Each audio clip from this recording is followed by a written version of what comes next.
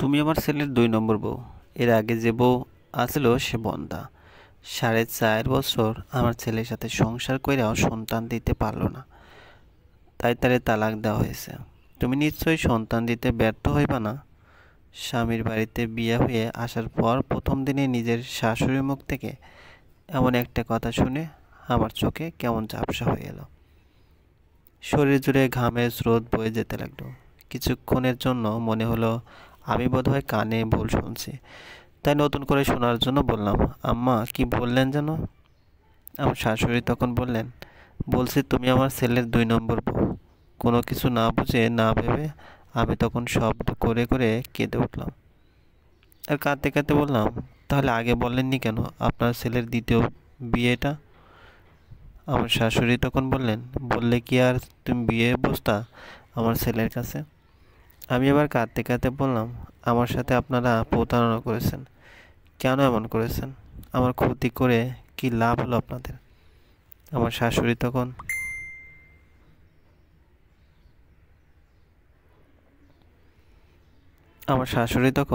আমার মাথায় হাত বুলিয়ে বললেন, তোমার ক্ষতি করি নাই মা। তোমার বাপ গরিব মানুষ। গরিব মানুষ হইয়া ধনী মানুষের সাথে তোমার বিয়ে হয়েছে, এটাই তোমার সৌভাগ্য। কিন্তু এই বিয়েতে তো আমি রাজি না। কাঁদতে কাঁদতে এই কথাটা বললাম আমি। আমার শাশুড়ি তখন বললেন, বিয়ে তো হয়ে গেছে মা। আজ রাইতে তোমার বাসর। আল্লাহর কাছে দোয়া করি তোমরা সুখী হও মা। আল্লাহ তোমাদেরকে নেক সন্তান দান করুক। আমি তখন কোনো কথা বলতে চেয়েও কান্নার জন্য বলতে পারলাম না। বাসর ঘরে বসে থেকে আমি ঢুকরে কাঁদছি। আমার স্বামী জুয়েল তখন আমার কাছে গিয়ে আমার হাত ধরে বলল, সরি, আমি আগেই বলে দিতে চেয়েছিলাম সব কিছু। বলতে চেয়েছিলাম আমি আগে একটা বিয়ে করেছি, এটা আমার দ্বিতীয় বিয়ে, কিন্তু আমার জন্য পারিনি। জুয়েলের কথা শুনে রাগে আমার পিত্তি জ্বলে উঠলো। এ কেমন ছেলে? মায়ের জন্য অন্য একটা মেয়ের সাথে বিয়ে নিয়ে প্রতারণা করছে সে। আমি বললাম, আপনি আমার হাত ছাড়ুন বলছি।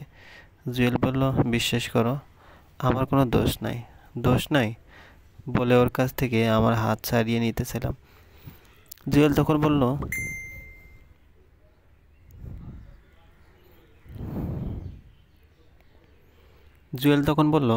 জোর করতে হবে না, আমি নিজেই ছেড়ে দিচ্ছি তোমার হাত। কিন্তু বিশ্বাস করো, আমার মায়ের জন্যই সব কিছু লুকিয়ে রেখেছি আমি। জুয়েলের অনুনয় আমায় একটু টলাতে পারলো না। আমি ওকে বললাম, শুনুন, আপনি আমায় এখন ডিভোর্স দিবেন। আপনার মতো পুরুষের সাথে 1 মিনিটও থাকতে চাই না আমি। ঠিক আছে, না থাকো, আমি তোমায় শুয়েও দেখবো না পর্যন্ত।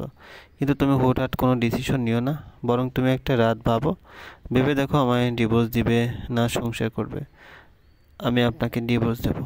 না এখন বললে তো হবে না, আগামীকাল বলবে। আজ সারা রাত ভাববে। শোনো, তুমি যদি আমার কাছ থেকে ডিভোর্স নিয়ে চলে যাও তবে কিন্তু তুমি ঠকবে। ঠকবে এই জন্য যে মানুষেরা এরপর থেকে জানবে তুমি তালাকপ্রাপ্তা। আর তালাকপ্রাপ্তা মেয়ের জন্য আগে বিয়ে করেনি এমন কোনো ছেলে পাবে না তুমি। বরং যাকে পাবে সে আগে 2-1টা বিয়ে করেছে এমন হবে। এমনও হতে পারে তার 2-1টা সন্তানও আছে। জুয়েলের কথা শুনে রাগে কাঁপতে কাঁপতে আমি বললাম, করুক 2-4টা বিয়ে আর সন্তান থাকুক, কিন্তু সে তো আপনার মতো প্রতারক হবে না, মিথ্যে বলে আমায় বিয়ে করবে না। জুয়েল তখন বলল, দেখো, আগে বলেছি আমি একটা পরিস্থিতির শিকার। মায়ের জন্য এমন করেছি আমি, কিন্তু বিশ্বাস করো আমি তোমায় কোনো কষ্ট পেতে দেব না। আমি বললাম, এই কথাটা নিশ্চিত? আপনার আগের স্ত্রীকেও বলেছিলেন আপনি, কিন্তু সন্তান দিতে না পারায় তাকে লাথি মেরে তাড়িয়ে দিলেন। জুয়েল তখন শান্ত গলায় বলল, আসলে তুমি যা জেনেছো তার সবটা সত্যি নয়। এখানে অনেক কথাই লুকানো আছে। আস্তে আস্তে সব কথা শুনতে পারবে তুমি। সব কথা কখন শুনতে পাবো? যখন সন্তান দিতে না পেরে আমিও তালাকপ্রাপ্ত হব তখন। জুয়েল নিজেকে স্থির করে বলল, চলবে। বিবাহিত বর পর্ব 2, লেখক অনন্য শফিক। জুয়েল নিজেকে স্থির করে বলল, অস্থিরতার জন্য সব সময় মেয়েরা বেশি ঠকে। তারা কোনো কিছুই ঝটপট করে ফেলতে চায়, শুনে ফেলতে চায় ঝটপট। আমি তখন রাগত্ব স্বরে বললাম, আমি আপনার দার্শনিক মার্কা কথাবার্তা শুনতে চাচ্ছি না।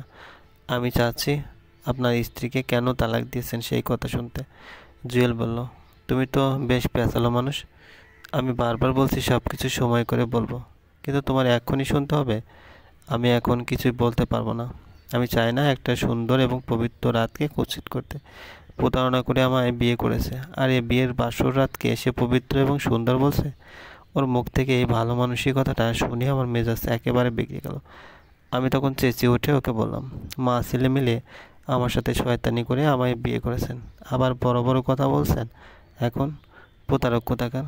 আমাদের ঘর থেকে চিৎকার চেঁচামেচির আওয়াজ পেয়ে আমার শাশুড়ি দ্রুত আমাদের ঘরের দরজার কাছে এসে বললেন, অত চিৎকার চেঁচামেচি কিসের? মেয়ে মানুষের গলা হইব নরম, নিজের ঘরের বাইরে তার গলার আওয়াজ চাইব না।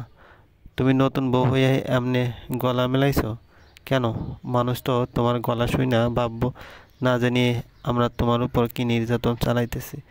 আমি সঙ্গে সঙ্গে আমার শাশুড়ির কথার উত্তর দিয়ে বললাম, প্রতারণা করে আপনার ছেলের জন্য আমাকে বিয়ে করিয়েছেন, এটা কি নির্যাতন না?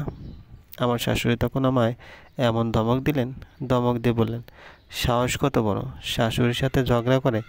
চুপ হয়ে যাও একেবারে কইতাছি। রাগে আমার শরীর তখন কাঁপছে, চোখ মুখ লাল হয়ে উঠতেছে কেমন। আমি জোর গলায় বললাম, আপনার মুখে এমন ভালো ভালো কথা মানায় না। নিজে অনৈতিক কাজ করে এখন আসছেন পুত্রবধূকে নৈতিক শিক্ষা দিতে। আমার শাশুড়ি তখন জুয়েলকে ডাকলেন, ডেকে বললেন, মেয়ে মানুষ হইল বাঁকা তেরা জিনিস, এদেরকে হাতুড়ি পিটাইয়া সোজা রাখতে হয়। শুরু থেকে হাতুড়ি না পিটাইলে মাঝে এমন বাঁকন বাঁকবো তখন আর সোজা করণ যাইব না। শাশুড়ির মুখ থেকে এমন অসভ্য একটা কথা শুনে আমার বলতে ইচ্ছে করেছিল, আপনাকেও কি তবে আপনার স্বামী হাতুড়ি পিটিয়ে সবসময় সোজা করে রাখতেন? কিন্তু জুয়েলের জন্য বলতে পারিনি। সে পরিস্থিতি বুঝতে পেরে বলল, শোনো, যা হয়ে গেছে তা তো আর বলেই ফিরে আসবে না। চিৎকার চেঁচামেচি করলে বিয়ে ভেঙে যাবে না। সমাজের মানুষরা জেনে গেছে তুমি এখন বিবাহিতা।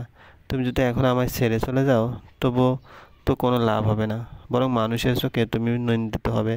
মানুষ তোমায় নিয়ে কুকথা ছড়াবে, ওরা চারদিকে তোমায় নিয়ে 7 রকমের গল্প বানাবে তারা।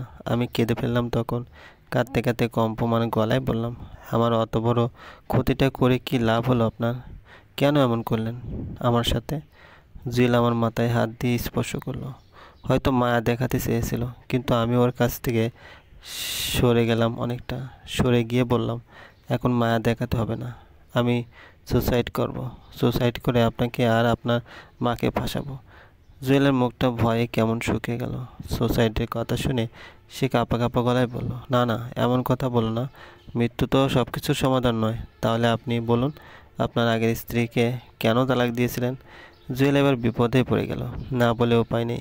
দেখে সে এবার মুখ খুলল। সে বলল, আমার আগের স্ত্রীর নাম জবা।